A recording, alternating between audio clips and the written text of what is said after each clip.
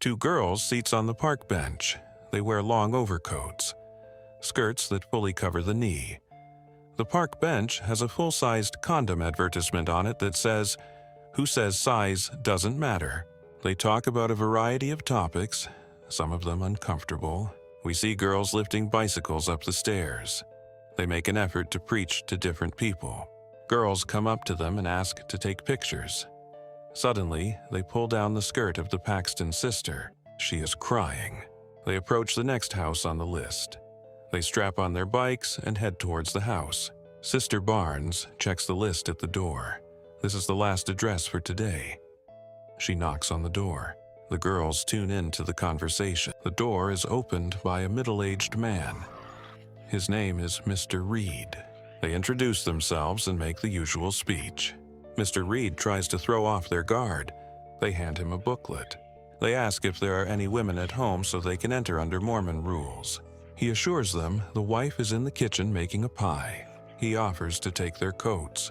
The girls look around the house while Mr. Reed has gone to get his wife. Sister Barnes notices a small window through which a butterfly is trying to get out.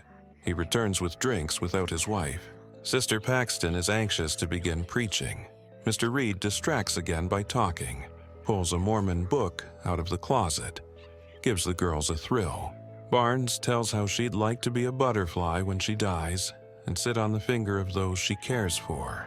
Mr. Reed puts on his glasses and says it's time for pie, time for enlightenment, asking an uncomfortable question about polygamy.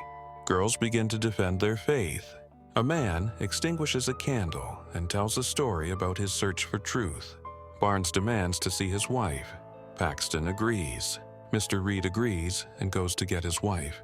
The girls say it's time to get out of here. Barnes stares intently at the candle, turning it around to read the inscription, "Scented candle, blueberry pie."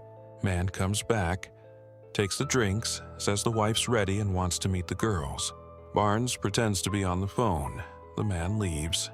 They head to the door, want to open it, but find it locked. On top of that, the lights go out. They go to the man's room to find out why he locked the door. Barnes lies that she was on the phone and they need to get back to the church. They put on their coats. Barnes says the key to the bike lock is not in his pocket.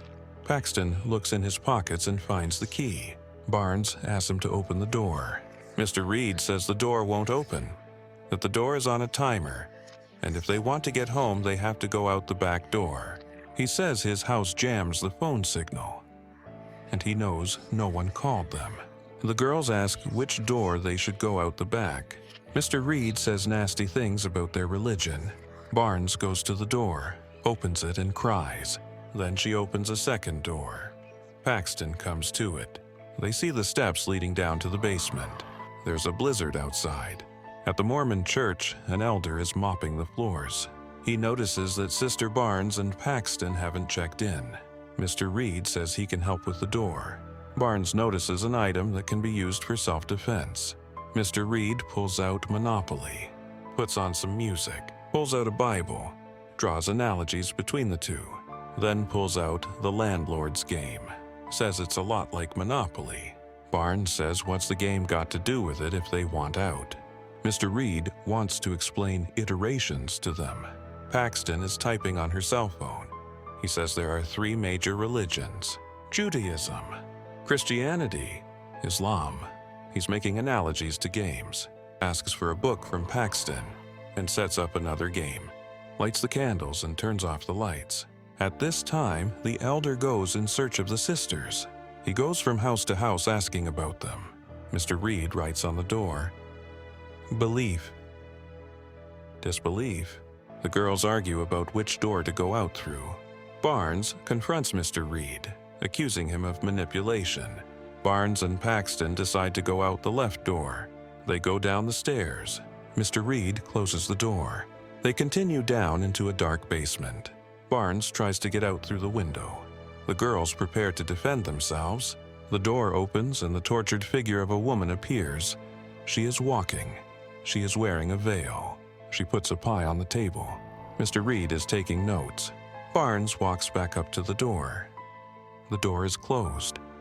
Through the crack, she sees matches, goes downstairs to Paxton. They watch his wife eat poisoned pie. His wife dies. Paxton checks for a pulse, checks to see if she's breathing. The doorbell rings. Mr. Reed goes to the front door. Barnes and Paxton run upstairs. Mr. Reed enters the password and opens the door. The elder asks about the sisters. Mr. Reed says no one has come. The girls scream to be heard. They want to get to the matches. The matchbox won't fit through the gap. They take the matches without the box. The elder comes back and hands out a booklet. The girls run back to the basement, trying to light matches, make a smoke signal. Paxton turns around and sees that there's no one at the table. A figure in a veil scares the sisters. She wants to say something to them.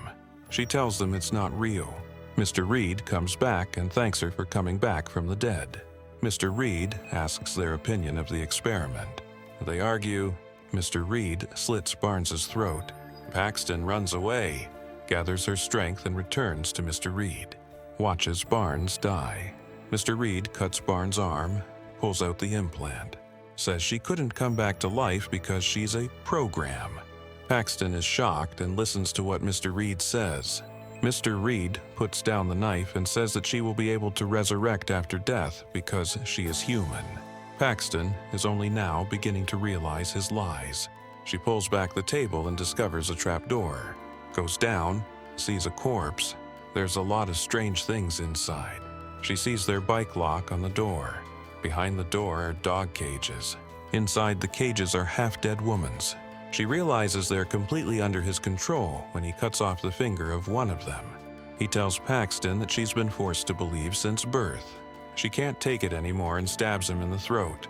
She runs upstairs, locks the door, tries to find a way out, realizes his house is a maze. She looks up at the open hatch. She turns around.